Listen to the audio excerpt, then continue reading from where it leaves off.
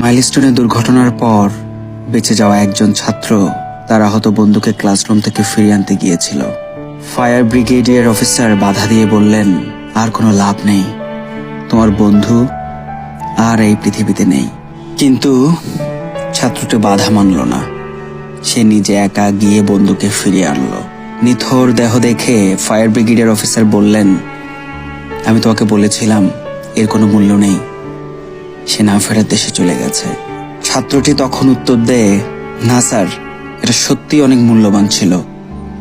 যখন আমি তার কাছে গেলাম সে তখনও জীবিত ছিল। আমার বন্ধু আমাকে দেখে শেষ হাসিটা হেসেছিল এবং তার শেষ কথাটা ছিল, বন্ধু, আমি জানতাম তুই আসবি।